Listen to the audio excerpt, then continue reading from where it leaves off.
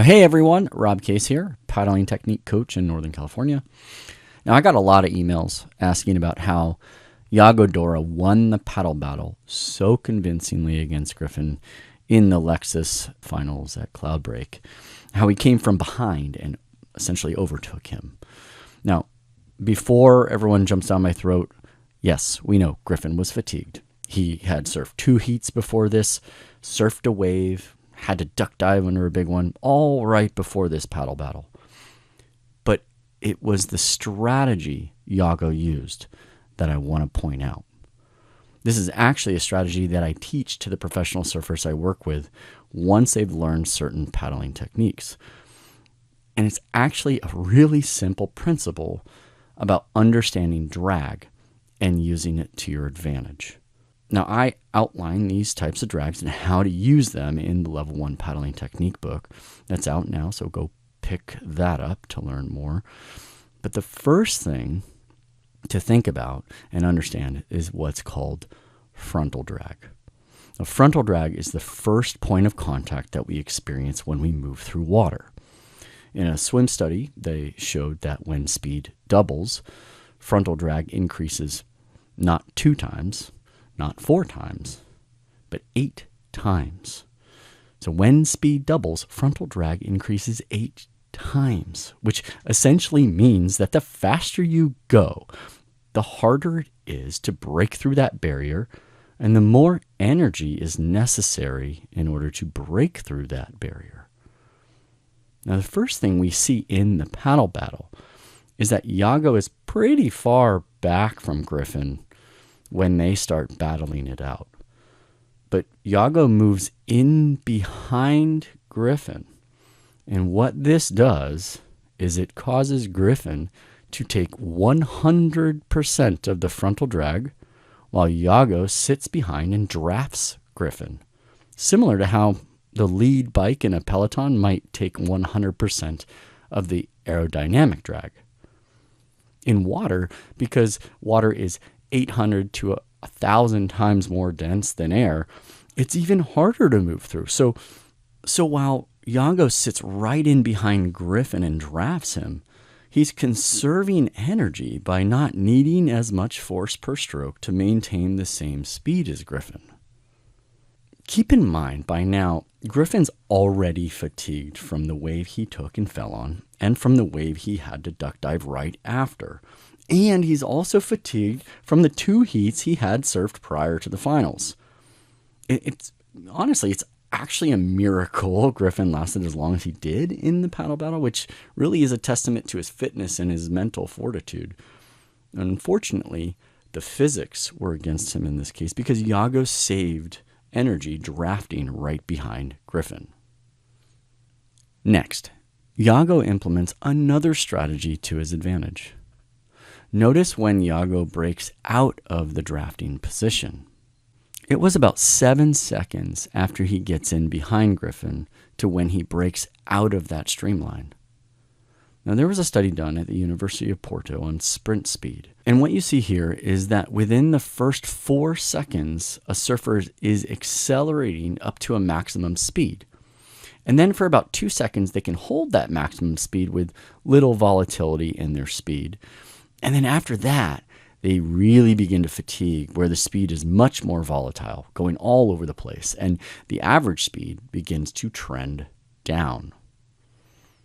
What we also notice about this is that it's really just the first 4 seconds that the surfer accelerates. So when Yago breaks out, keep in mind that Griffin's already been sprinting with 100% of the frontal drag for about 7 seconds.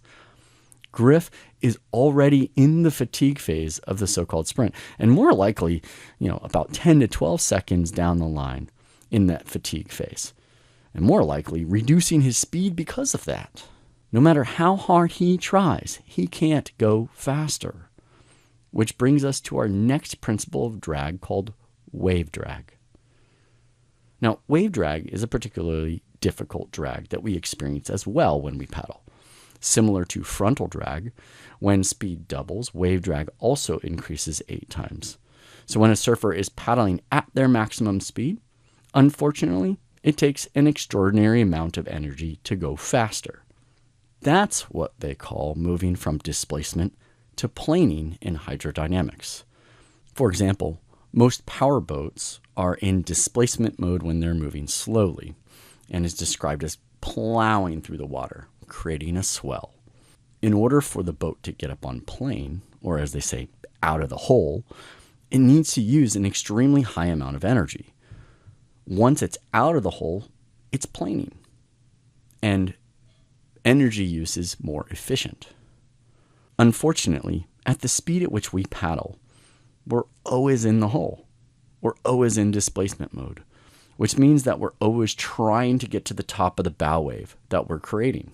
And it takes an extraordinary amount of energy and power, which we do not have, especially on a shortboard, to get out of the hole and into planing mode.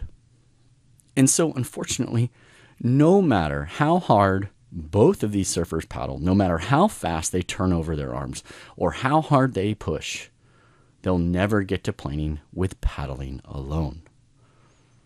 So when Yago breaks out, we've already established that Griffin was in the fatigue stage where his overall speed was reducing. But notice how Yago doesn't sprint as he breaks out.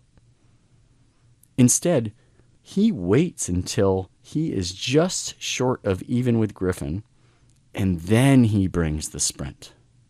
Now think about this. Griffin, on this graph, is way over on the right, probably off the chart. He's well into the fatigue phase. He's been in the fatigue phase for a while. His speed is going all over the place and primarily reducing, no matter how much effort he puts into it. Whereas Yago, he's been cruising up to this point, behind Griffin in his string line. Even when he broke out, he was cruising at first with a bit more stroke force to gain on the new frontal drag he was experiencing.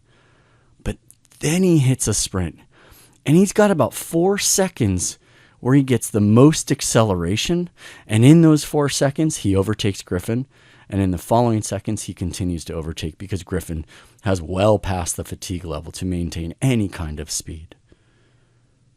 Again, yes, Griffin was fatigued from his 2 prior heats. He was fatigued from 2 prior waves and the wave he had to duck dive.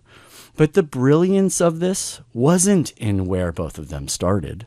The brilliance of what Yago did was in the strategy of using frontal and wave drag to his advantage, as well as sprinting and accelerating at the right moment to overtake Griffin, on top of what he already knew about Griffin's fatigue level.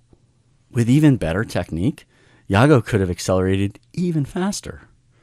And you too can learn more about drag principles and good, effective efficiency and sprint technique in the Level 1 Paddling Technique book.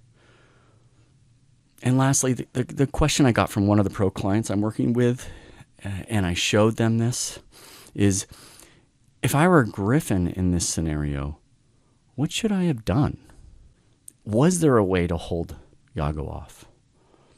And the answer is that it has to do with the efficiency paddling technique I teach, along with the power paddling technique I teach, and also an old water polo strategy that I used to use all the time. But yeah, Griffin could have held Yago back. But the details of that answer, that's for another video. Feel free to add your thoughts in the comments on what Griffin could have done to hold Yago off. Now, in the meantime, I'll see you in the water.